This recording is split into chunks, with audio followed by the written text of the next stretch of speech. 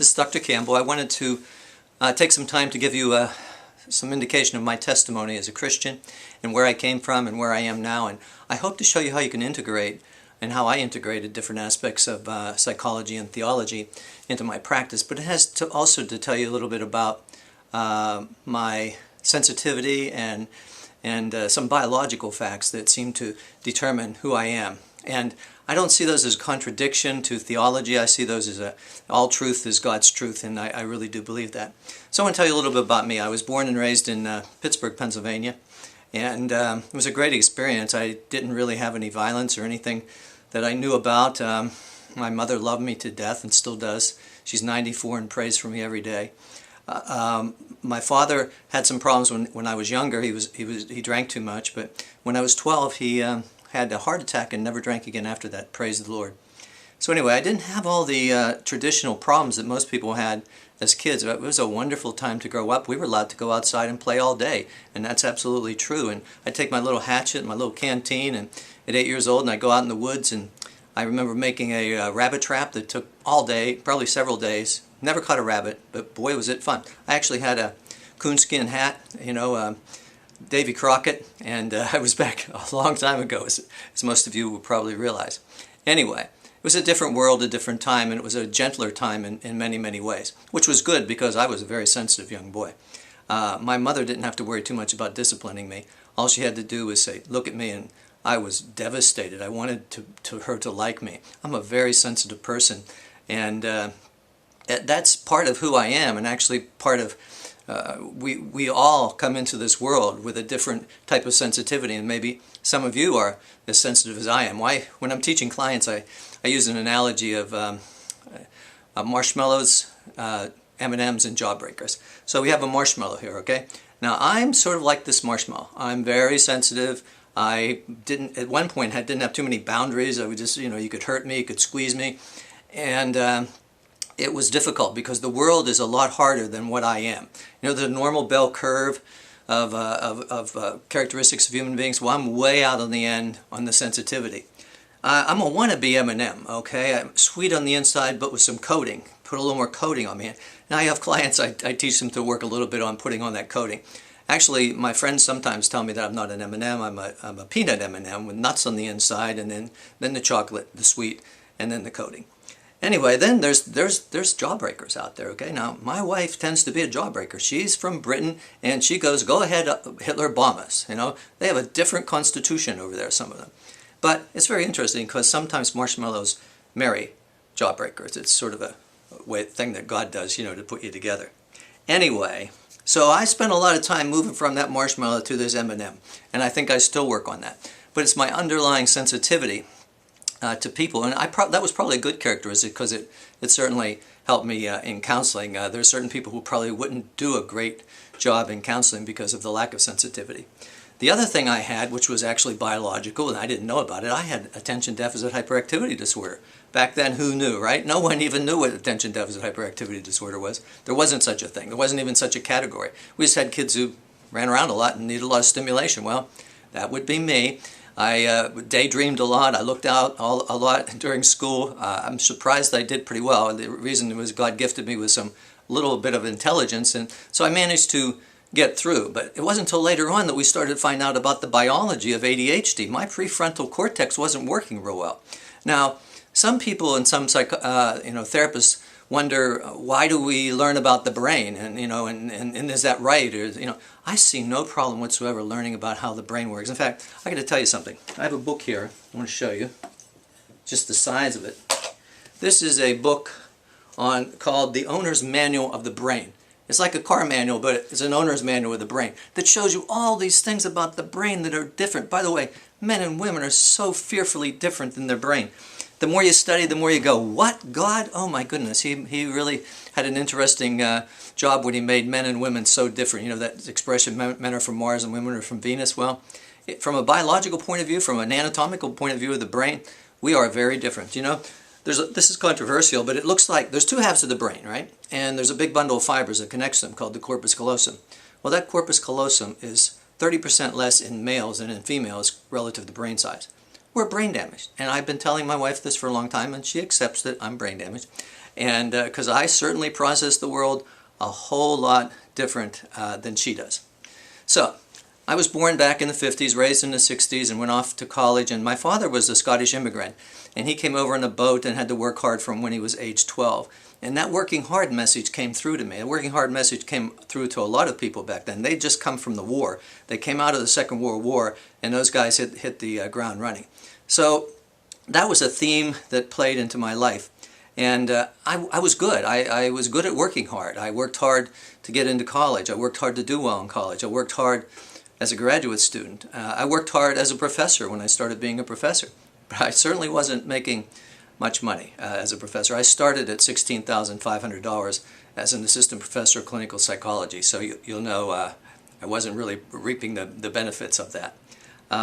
So at some point I decided that I would leave the university and go out and make my fortune working with geriatric patients, working with elderly people. So I got this great contract. I left my job, got my children and my wife, and the job fell through after 3 months. So I had no job, no money, and utter chaos in my life. Now, I had never had anything go wrong before. You know, I was raised in the church. I loved God. I sang in the church from when I was 6, I think. I was singing solos in the church. I was raised Protestant, by the way.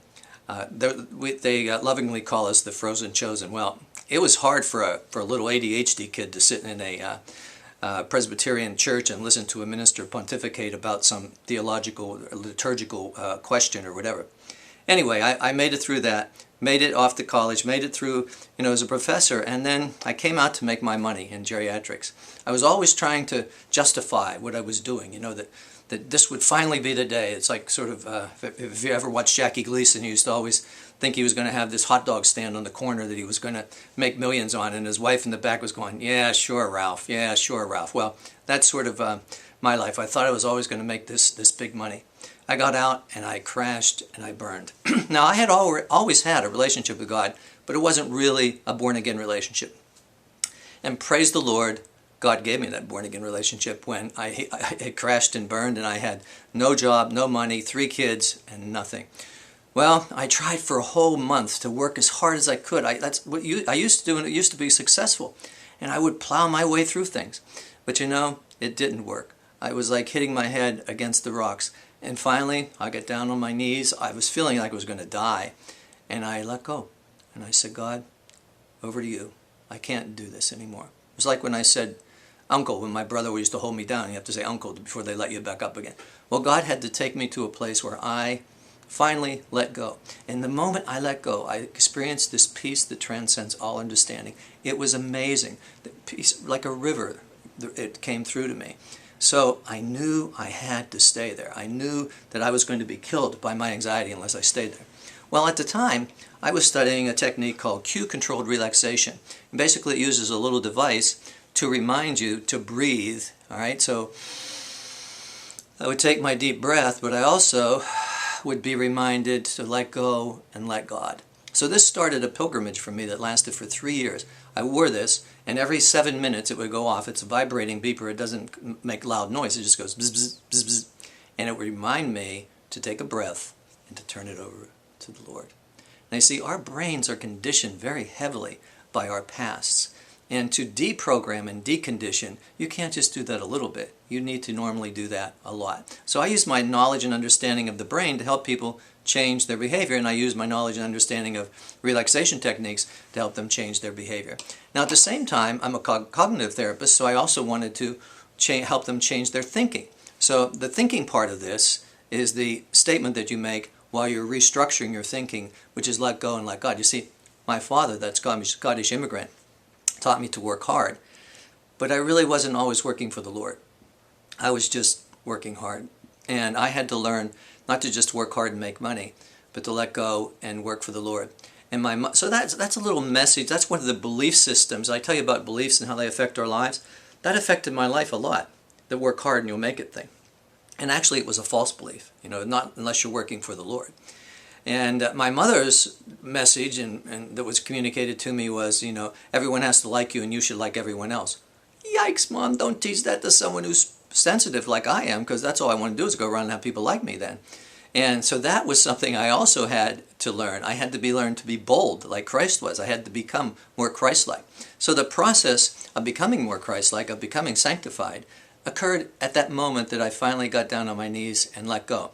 And over time, I've started to realize that my intellect is very weak.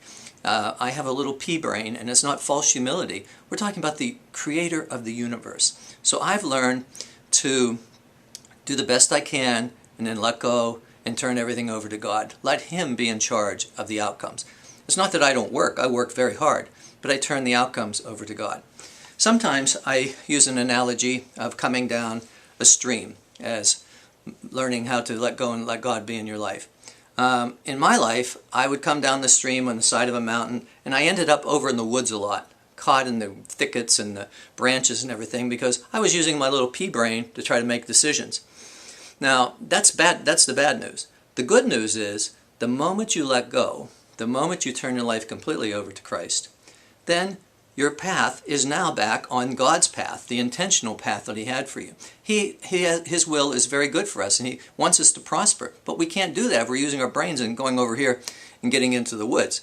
So when you let go and let God, you come down and you hit the rocks. Instead of trying to work harder and go over them, you just slide around the rocks, all right, and keep going down. And then you get into little eddies and streams, and it's getting easier and easier as you let go. Not as you use your brain, but as you let go. That's the paradox of this. So I spent 3 years learning to go, thy will be done. I'm not over it yet. I still have times when I need to let go. But the process is one of letting go and letting God. Now, as we move down that stream and we're now following God's perfect will, because no matter how far away we were, we're now realigned like a compass back to God's perfect will. It might take us a while to get back here. But God now can bring things that He had for us into play that we never would have got before. God can do in a day what man can't do in a lifetime. And all of a sudden, those good things, those wonderful things are coming, not because you're working hard to do it, but because you're learning to let go and let God be in your life. Incredibly important thing to do, incredibly, as you move towards the process of sanctification. I got off track a lot when I was younger. I went trying to, make money and to work for my family and justify what I was doing, and it usually didn't work out. I did a board game that I made in the 1970s to teach children how to use computers. Great idea, right? Oh yeah. So I got that. I put $20,000 into that in the 70s, which I probably could have retired by now if I had used my brain instead of using it that way. And everything that could go wrong with that board went wrong. Now my wife, who's has a better brain than I am, has more intuition. She all the time was going, Brian, I don't think this is a good idea. And I'm going, no, this is a great idea. We're going to make this money and we're going to... Well, not only did I not sell any of these game boards when I was finished, I put them in a storage, the ones I had in a storage unit, and the storage unit burnt down. Absolutely burnt down. So I have a picture of this game board with a little picture of the storage unit burnt down. I used to have it anyway. And the message is, don't go there if God doesn't want you to go there. So the process that I'm using in counseling is very often trying to help people identify what it is that they bought into, what were the lies. I'm looking at their sensitivity. Do you know, most people who have psychological problems are the sensitive people. They're the ones who are out there in the bell curve who are really sensitive. The hard guys, they don't tend to have so many psychological problems. By the way, there's a great book called The Highly Sensitive Person you might want to look at. It sort of has to do with those of us who are very sensitive. By the way, I'm going to start an island somewhere where all the nice people are going to go, all the sensitive people, and we're going to get rid of all these hard guys. And just joking. But anyway, I think of it sometimes. I just want to be nice and everyone be nice to me. But the world's not always like that. And I've had to learn to, put on that coating and put on the armor of God and to walk into the battlefield, like Daniel in the lion's den sometimes. It's not easy. But, the other part of this process of counseling is learning not only about the flesh and the brain and all that sort of stuff, but learning about how God works through you and can work through you. So sometimes it's better not to try to fix things. Sometimes it's better to just let them go and then pray and turn them over to the Lord. In fact, interestingly, a lot of times people come in and they're crushed and they're broken and horrible things have happened. And deep inside I'm going, yeah, this is good. This is finally going to be when they change. And so I don't always emotionally get overwhelmed by people anymore, which I used to. I used to, take on their emotion. I just try to do the best I can to help them figure out life. I pray with them and I turn things back over to the Lord. So part of your process of being a counselor is going to turn things over to the Lord and do what you can in terms of helping people. I had a female therapist who worked with me at one point, and she had, after each time which she would see a client, she'd make her notes. She put a little symbol there, and I said, "What does that symbol stand for?" And she said, "Over to you, God." And that's what you're going to have to do as counselors. You're going to do what you can, but ultimately you're going to turn it over to the Lord and pray about it and turn it over as they walk out that door into things that you really can't control or do much about. So my process has been a process of sanctification and of moving to be more Christ-like through not just trying to change my thinking, which I do, I work on that, but also by just abiding in God, just praying and being with God and abiding in God. You know, that's where you learn a whole lot, just by being in the stream of God. Andrew Murray wrote a great book called Abiding in Christ. And you know, if you're a vine, you don't have to worry about the fruit that you're growing. You know, you just stay planted in the ground and the fruit grows, okay? That's the same way with us. If we stay planted in God and His Word, the fruit comes out of that. We don't have to work at that. We don't have to, you know, try to make that happen. So the process of counseling for me is a process of helping people come to a knowledge of the truth, and the truth sets them free. Do you know, Christ throughout His walk on this earth deferred to God all the time. He said, "Not my will, but Thy will." He was here to do His Father's will. All right, that's clear throughout all that He says. And we could do nothing less than to try to do that too.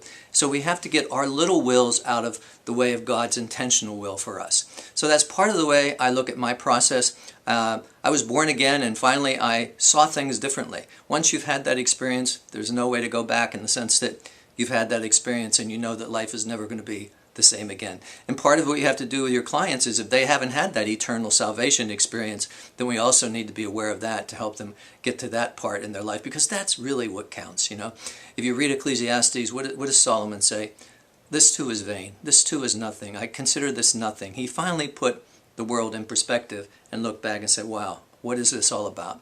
One of the final books I want to write is called Perspective, and I think that it's going to help. That's what I do in counseling. I help people stand back and put things in perspective and change the way they're looking at things and change the way they're thinking about things, and hopefully help them think more Christ-like in terms of forgiveness and moving on and renewing the mind. Anyway, that's my story. God bless everyone.